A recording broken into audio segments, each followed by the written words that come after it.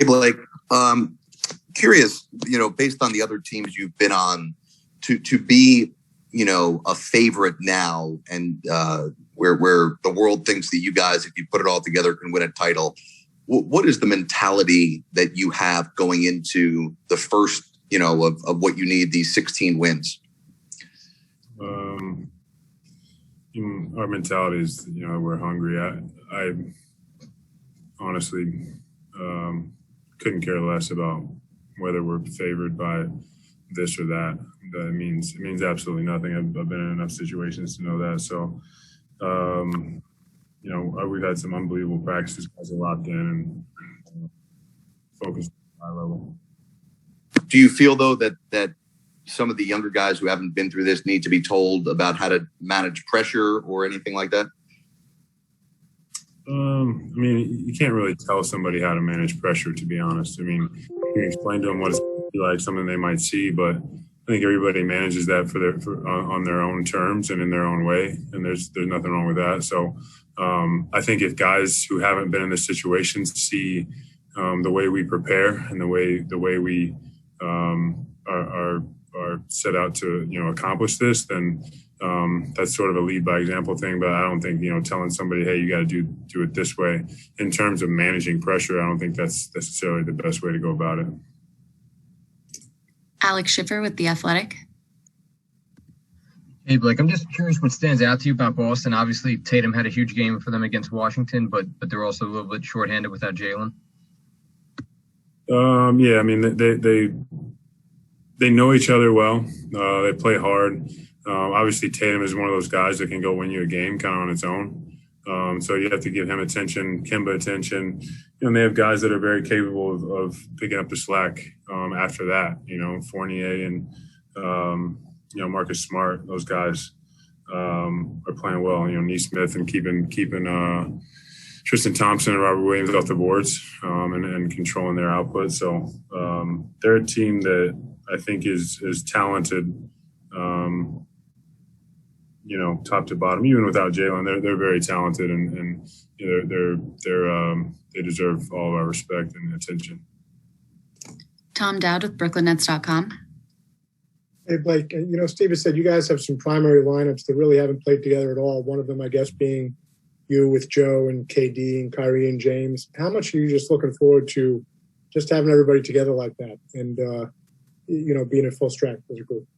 Yeah, anytime you're going into playoffs and you have a roster that's for the most part full strength, you're just that's a win, But on top of that, you have to got to execute. So us not playing very many minutes together is not ideal. But I think the level of IQ that these guys have and how they play the game and how easy they make the game for their teammates. I think we'll try to lean on that.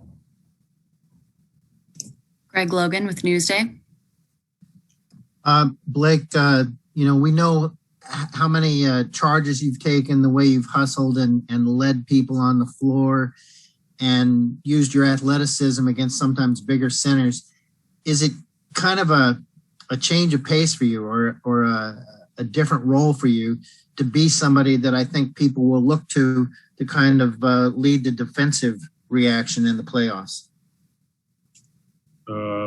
Yeah, it is. It's obviously it's a different role.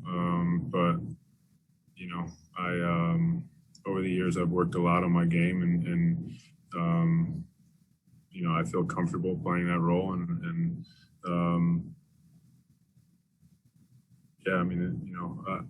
I said when I came here, I'll do whatever it takes to help win. And I've tried to do that. So I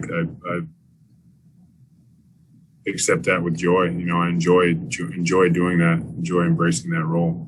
It's not always about playing the way you've always played. It's about helping and being a part of something bigger than yourself. Ryan Dunleavy with the New York Post. Blake, I'm wondering what it's been like for you playing for a coach like Steve, who you played against early in your career, and obviously if that makes it a little easier to relate to him because he's had a Hall of Fame playing career, and if his career and to some extent your career going deep in the playoffs but never getting that ring, either of you yet, is kind of a reminder of how hard it is to go all the way in this league. Yeah, he's been great, man. You never know how coaches are going to be, let alone first-time head coaches. And I think the thing that impressed me the most is his poise, for being such a young coach. I think that's something that kind of I feel like poise is one of those things you sort of learn and develop over your time under one position. And I think he's very poised. He has a game plan. He has a message to relay to us, and he relays that. And he is great about,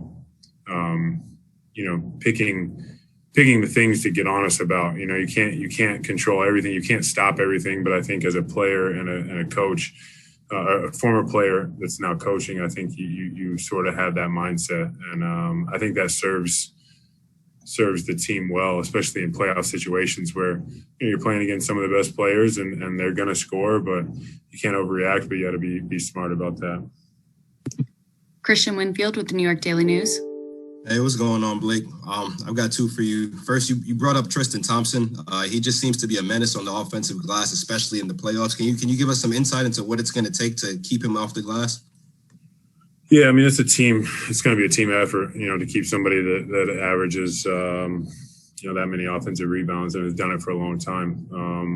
You have to match his physicality and his energy. And like I said, everybody's got to come back in and rebound. We're not the best rebounding team.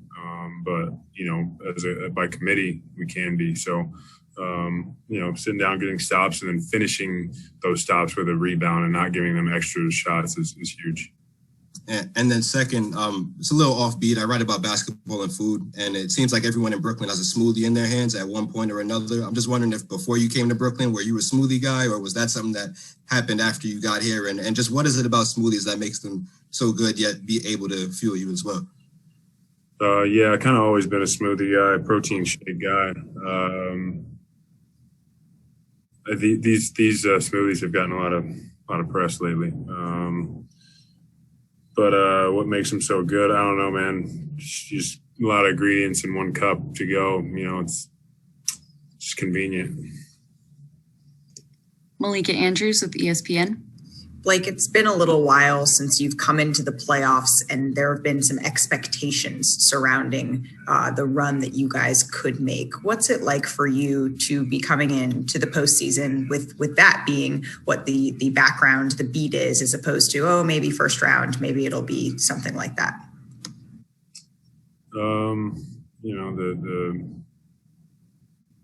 The focus level, I think, is just there. Not to say you're not focused.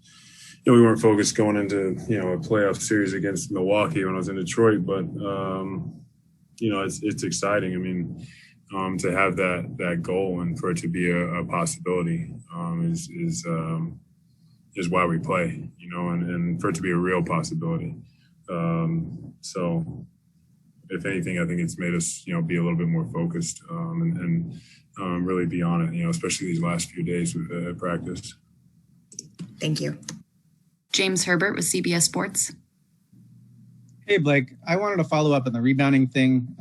Typically when you play small lineups, when you switch a lot and you sometimes have bigs on the perimeter, that can create problems with offensive rebounding. You mentioned it was an emphasis. I'm just wondering, what goes into trying to make up for that stuff? Is it just simply a mindset thing, or how do you approach it?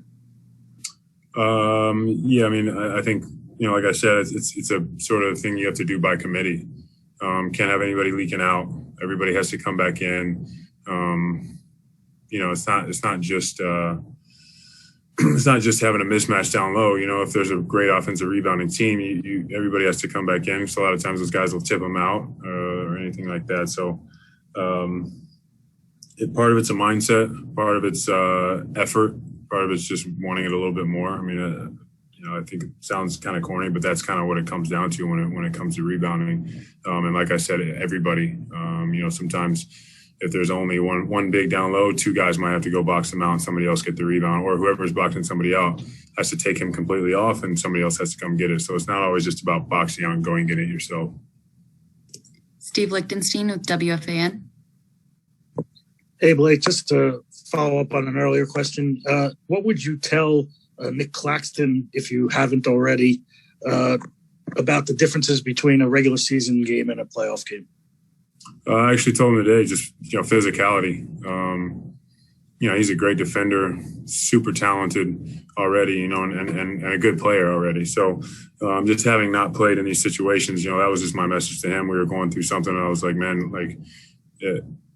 every single possession is going to be a little bit more physical, especially down the stretch. It's going to be a lot more physical. And the deeper you go, more physical. So that's just my message to him. But he's already in a good position. Last question, Alex Schiffer with The Athletic. Yeah, Blake, I hope this question isn't stupid, but just with the way you draw charges, is there nuances you look for to give you an advantage, whether it's, we have this official tonight, I get the call more likely with him than maybe another person, or this player is usually on the wrong end of those charges, or am I overthinking this?